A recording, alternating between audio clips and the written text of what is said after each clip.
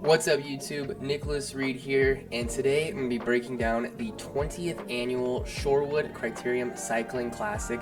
This is round 9 of the 2024 Tour of America's Dairylands, and man, it was an absolute blast. It was my first time up in Wisconsin, first time racing Dairylands, and honestly, this is one to mark your calendars for if you have never been. It was an absolute blast. We're getting started here, and one thing I want to say also is a huge shout out to the whole Empyr team. You can see Derek here is right in front of me. They actually had me guest riding with them for this weekend for these next couple races, and it was an absolute pleasure. The whole team is awesome. Everyone worked their tails off this weekend to get some good results, and we had a ton of fun doing it. So getting in here, this is going to be the first of 3 videos I am putting on YouTube, so we'll be breaking these down. A little bit different perspective today. So this will be my first race of the series. A lot of these other guys have been racing for 8 previous days. This is their 9th race. So some guys have fatigue, some guys are fresh like I am. But one thing for me is I haven't really raced at this level other than when I raced Sunny King earlier this year. Plus, coming off of Unbound, I honestly wasn't sure how I was going to feel coming in here. And I made that really clear with the team, said, hey, I don't know where I'm going to be, and honestly, I surprised myself this weekend, so I'm feeling pretty good, but I wanted to bring that up because in this race, I did play it pretty conservatively, especially jumping in with guys who've been racing all week at this level. It's fast, and this race was no different. We actually averaged about 29.5 miles an hour for the entire race, so we were flying. And getting back in here, I was definitely a little timid here. You obviously see me losing a couple wheels here this first lap. But it was a ton of fun, got comfy here pretty quick. So let's talk about this course. This will be a little bit different. Obviously, I'm not one of the fastest guys in this race, so a little bit different tactics going here. But I want to talk about the course a little bit. So as you can see, top left, we have our map.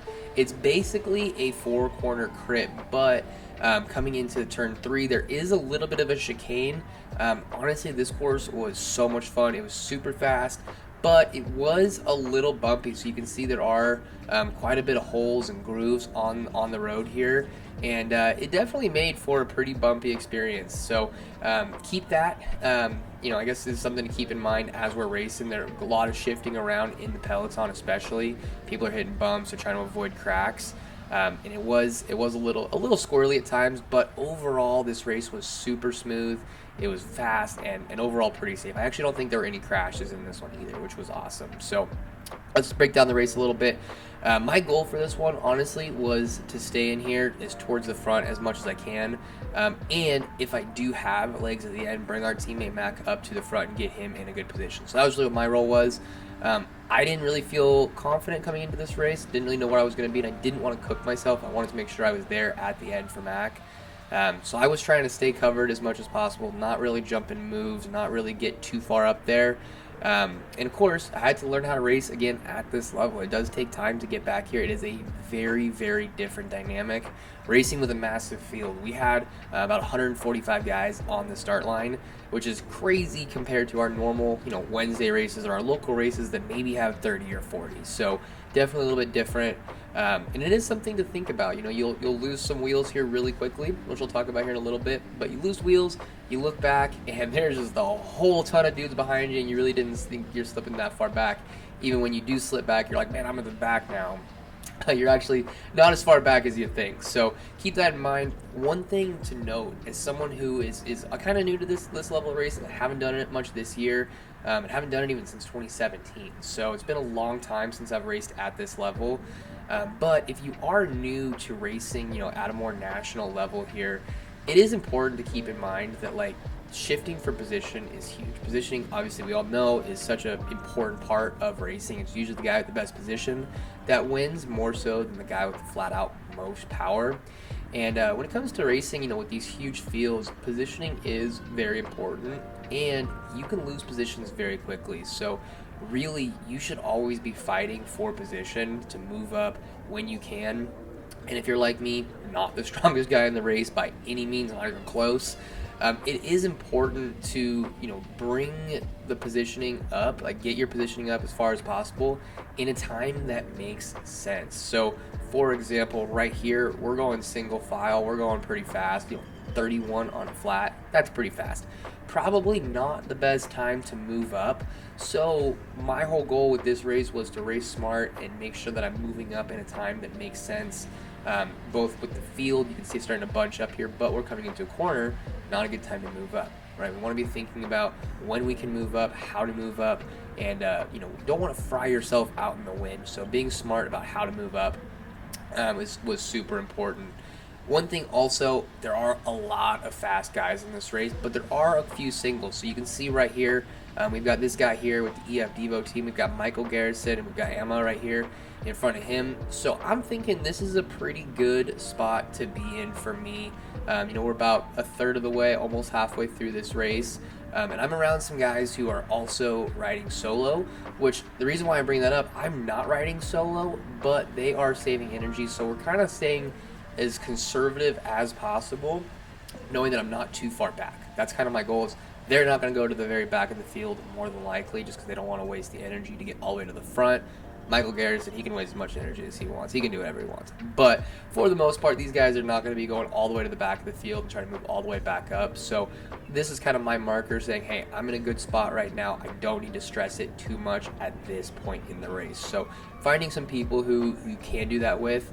Now, if you're racing against a big team like the Rainstorm guys, a little bit different story. They might be burning guys. They might have a guy in a break. He can come back and get fried, etc. Right? So we want to be thinking about that, be a little cognizant of who you're around, and knowing that positioning is so important. Finding some of those guys who they're a smart racer. They have more experience than you. In this case, these guys, they have more experience than me. So kind of following along, seeing how they're racing this race was a huge thing for me.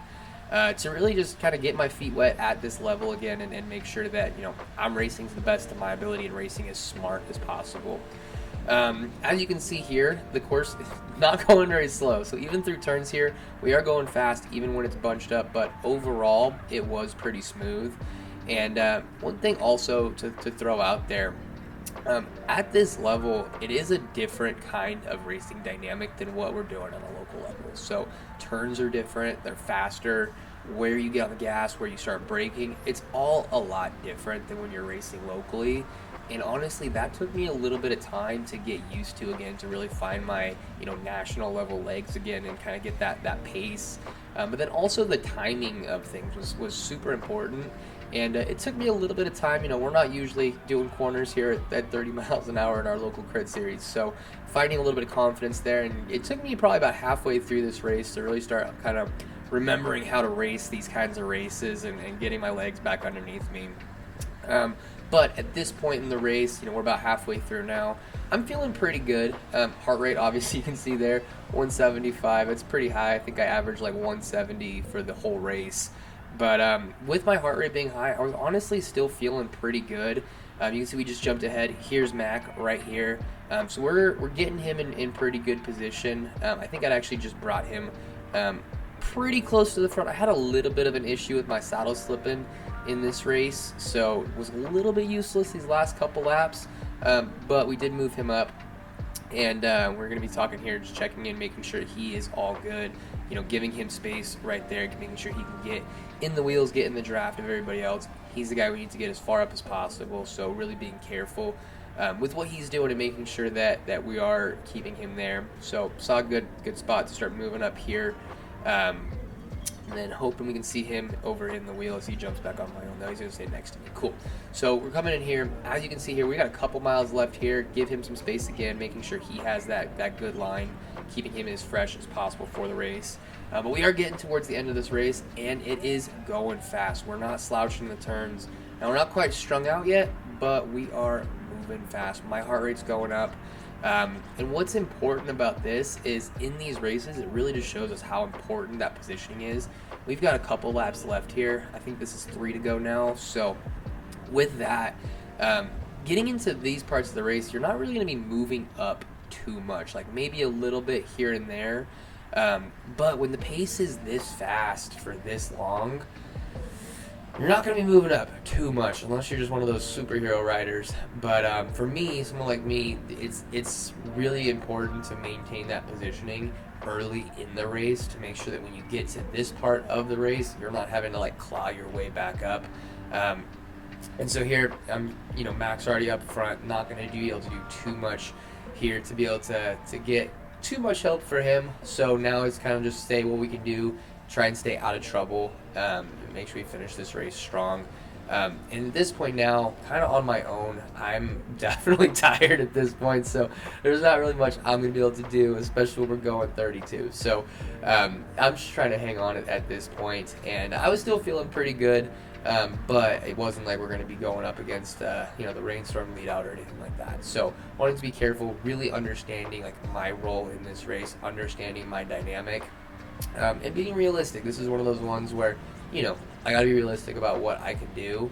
Looking back at this video, it was actually really eye-opening to me, seeing like where I could have moved around differently, and I think that we'll see that a little bit later on in the weekend's races when I drop a couple more videos here. So coming in here, I think we've got 2 to go now, but still feeling pretty good. The race is definitely getting fast, and one thing I want to talk about also is they are starting to get a little sketchy. There is tension in the field, and in tomorrow's video that'll be something that I talk about quite a bit, but overall this race stayed pretty smooth, even coming into these last couple laps, right? We're going fast, but if you're someone like me, not a great sprinter, you are new to the racing, to me, I honestly wanted to just kind of sit back anyways. At this point on the team side of things, my job was realistically done. And so for me, I want to stay safe. I want to follow and see kind of where I can learn from this.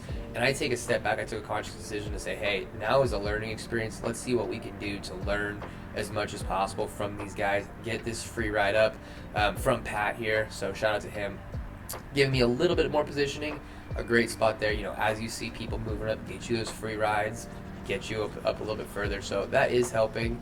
You can see Mac up here is still in position, getting a little bit further up. But with that being said, I'm here to learn, and I'm here to really think about, okay, where can I improve at? This is my first race back again, so I came into this with a hope of hanging on, not really knowing where I was going to be at. And so with this one, I'm really thinking about where are these guys going faster at the end? Where are people moving up? How are they moving up? Are they moving up? With 145 starters, I want to say around 70 people finished. So the field is thinning. And one thing you'll start to note here is gaps are starting to open. You can see in the back camera there's a pretty good gap there. And even right here we had a little bit of a gap also. This guy did close it down, so that was super helpful. But things are starting to get spicy. They are going fast. That whole rainstorm lead out train on the front, man, those guys were ripping. And it really made it hard to move around, so you're kind of locked into this place. Really just looking for ways to move up if you can move up. You got guys here, his job's done. So you also have to be really conscious of where people are moving around, where they're dropping off. Again, right here, big old gap opening up. So this is the problem, and this is exactly why you don't want to be at the back coming into these last couple laps. Gaps are opening, and for me, I'm still feeling okay. Like, I'm not moving up too much here, but I'm not dying yet. So we are trying to move up as much as we can, and it is important to know when to move up. Again, this is even more important because it is so fast. If I got out in the wind here and just tried to go to the front, I probably wouldn't even finish a lap, quite frankly. So being smart here, trying to find places to go as possible. But as you can see here, the race is pretty much over. We're not really doing too much. So just jumping back on here, finding a good braking spot as we come into the finish here. So thank you guys so much for joining me. This has been a ton of fun. Again, huge shout out to the Empyr team.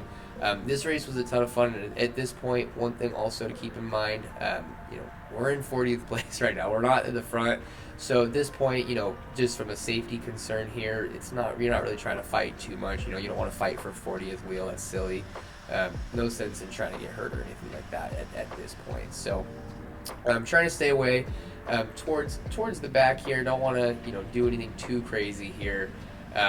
But it is a lot of fun to get these finishes. And actually, you know what? I think we are coming into 1 to go here. I don't think that was quite last lap yet. So this will be the last lap. My bad, guys. Let's keep it rolling. One more lap here.